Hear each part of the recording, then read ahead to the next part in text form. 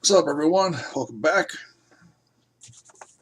Sorry it took me a while to get some stuff going here for videos. I had a problem with the channel. Touche, YouTube. I had to get rid of all my unoriginal content. So, for those of you who liked the Dean Ambrose matches on there, sorry, they got taken down. Had to get rid of them. I now have 2 strikes against me on this channel. So, no more of that content, only original stuff from here on.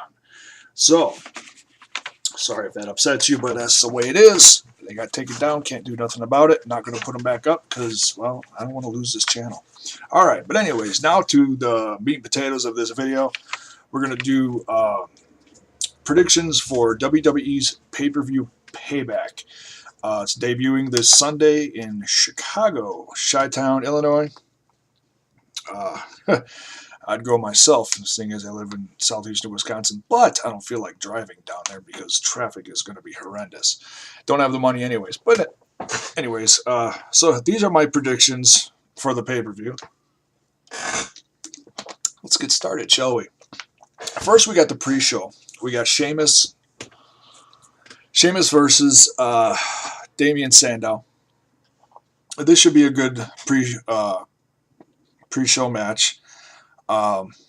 Nothing too big and horrendous going on here. I love Damian Sandow. I wish he was doing something better. He's one of my favorites. I think his stuff is golden. The guy's been working on his stuff for so long. I think he deserves a title, whether it be the IC championship or a tag team championship belt. No, I don't want him to take I don't want him to take Dean Ambrose title away at the United States Championship. But I think he deserves something. I think he's that good in the ring and outside the ring on his promos. Sheamus, he's been doing this for a while. You know, I like him, but whatever. Sheamus is Sheamus. Who I think is going to win this one? I think Sheamus, unfortunately, in my opinion, is going to win this one. You know, you want people excited to order the pay-per-view, so obviously you're going to have, you know, a babyface win this match. So there you go. I'd want Damian Sandow to win, but Sheamus is going to win this one. And then we get to the pay-per-view. I don't see anything, well, as far as the pre-show, I don't see anything else happening. Any other surprises, just promos from the last few weeks, rundown of the matches and whatnot, like they usually do. And then we get to the pay-per-view. Well, this is in Chicago, and you know some of the big stuff about this pay-per-view is this is CM Punk's big comeback. He hasn't been around for a while. He said goodbye right after WrestleMania. He's been hurt. He's been, I don't know if you'd say he's been injured, but he's definitely been hurt, especially after that match with The Undertaker. So it'll be exciting to see him come back if he does come back. There's some people that have doubts that he's going to come back. I have a little doubt. I think he'll come back, though. He's been, you know, staying out of the public eye pretty much. You've seen pictures of him show up at events with Lita, like the UFC, hockey games, baseball games, you know, stuff like that. But no real news other than, you know, a few tweets here and there. But yeah, I don't follow him on Twitter. I don't have Twitter. I just have a Facebook page. So, Punk versus Jericho. Punk's big return. Punk's got to win this one. If he definitely does show up, yeah, he's going to win this one. Next, we have Kane versus Dean Ambrose for the United States Championship. Dean's going to hold on to this for quite a while. At least, I'm assuming, till at least until SummerSlam. That's my opinion. That's my guess. Kane's not going to win this one. You know, if anything interesting is going to happen with this match, it's going to be you know, Kane going back to his old demonic character, losing the joking and the sarcasm. I think This will be a pretty good match. Nothing too exciting as far as what we've seen in the past between, the Shield and Team Hell No and whatnot. But yeah, Dean Ambrose is definitely gonna pull a win out of this one. And next we have, speaking of Team Hell No and whatnot, we got Daniel Bryan and Randy Orton versus Rollins and Reigns, the Shield, the Hounds of Justice, for the Tag Team Championships. Seeing Bryan and Orton go back and forth, this whole downward spiral of Daniel Bryan's, it's been pretty entertaining, and yeah, and it's odd that they're putting these two together against the Shield. I mean, I suppose they don't have a whole lot of other ideas of what to do with the Shield right now as far as opponents. Obviously, hint, hint, the Usos have won, 3 in a row now? Could have thrown the Usos in there. Usos are, I think, one of the best tag teams they have besides the Shield right now. But, yeah, whatever. I'm going to keep Daniel Bryan and Orton in the main spotlight against the Shield. And that's fine. It's very entertaining. Daniel Bryan's the most over guy in the company right now. So I'm not complaining about that. It's just kind of weird how they keep throwing all these odd tag teams together. So, but yeah, the Shield's going to hang on to this one. They're going to retain. Rollins and Reigns will come out champions. I think they're going to win clean too. Same with the Ambrose match. They do the attacks during the week on the weekly shows, but as far as when it comes to championship, winning the championship, they've been winning clean for the most part, which is impressive. It's like, oh, well, they actually can work together, and not get disqualified and whatnot. Well, because obviously they want to retain, so they don't want to lose the belts or anything. So there, the Shield wins. They retain all the belts, the United States Championship and the Tag Team Championship. Next, we have the Intercontinental Championship with Curtis Axel, The Miz, and Wade Barrett. Fandango was supposed to be in this match, and he got a concussion. And I don't know what's up with all the concussions in WWE lately, but it's not funny, ha, but funny why everyone's getting hurt lately. It's not good, certainly. These guys need to go back to anti-concussion school or something. Curtis Axel's going to come out and win on this one.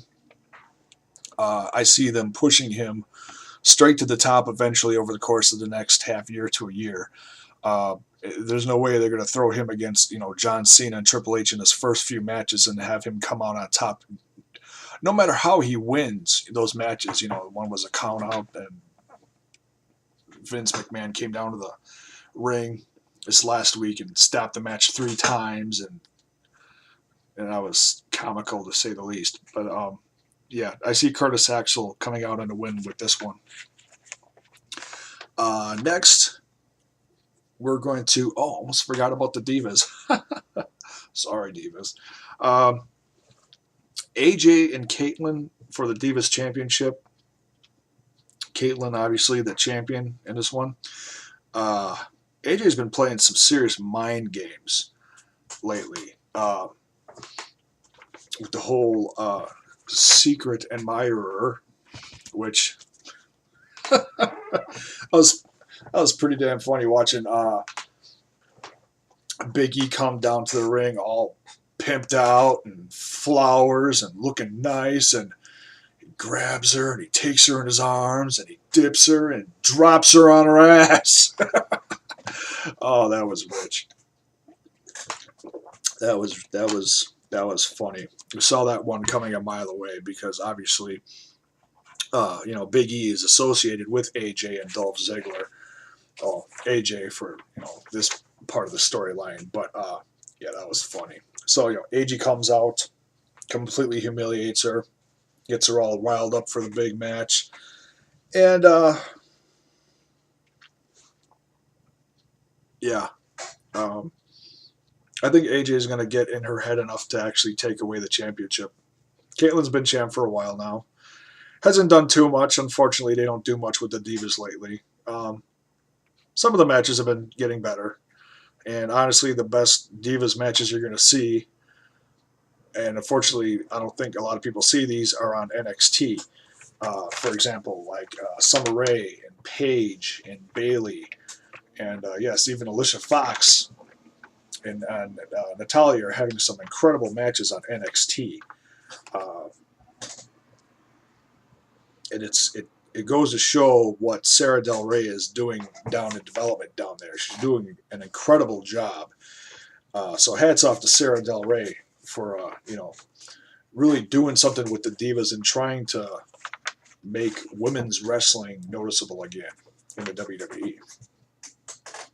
So back to the pay-per-view predictions. AJ's going to win this one. I think she's going to get in Caitlin's head enough to mess her up.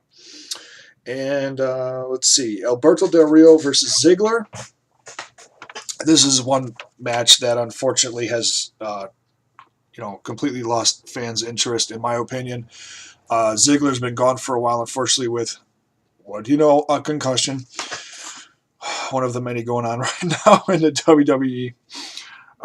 He's cleared to wrestle. He'll be coming back this Sunday to wrestle defend his World Heavyweight Championship against Alberto Del Rio. Ziggler's not going anywhere with this anytime soon. I should say he's not losing it anytime soon. He will retain his World Heavyweight Championship against Alberto Del Rio. Last but not least, certainly not least, we have Ryback versus John Cena. Probably the least vested in this match in the pay-per-view. I'm tired of seeing John Cena as champ. It's boring to me. I like John Cena. I respect John Cena. Don't get me wrong. I am a John Cena fan. I don't get all excited when he comes down to the ring. I think he is entertaining to a point, but he needs to seriously do something to turn heel, something. People were dying for him to turn heel at WrestleMania and didn't. Still gets booed out of the building. He's a WWE champ and gets booed out of the building. It's really sad when he's supposed to be carrying the company now. But yeah, if you follow the rumors about him and Daniel Bryan coming up for SummerSlam, which who knows, that may happen, that may not happen. It'd be interesting. I think it'd be okay. I think Cena's going to pull a win out of this one. Unfortunately, I'd love to see Ryback carry the company for a while. I think he could do it. I think he's getting better. I don't think he's the most entertaining guy, but just for something different besides John Cena always being champ. There's no reason for John to be champ for the 10th, 11th, 12th, 13th, whatever number it is now. I think it's 11th time that he's been champ now. There's no reason for it. Does he draw? Yes. Does he make the company money? Yes. But I think they need to push younger stars in that position and put the WWE champ on him for a while. They did that with Sheamus some years ago. 6 months in the company, boom, made him champ for a while. Do it with Ryback. Hint, hint, WWE, just do it. But nonetheless, yeah, I think John Cena's going to win this one, unfortunately. So those are my predictions. Thanks for watching. We'll check you later. Peace.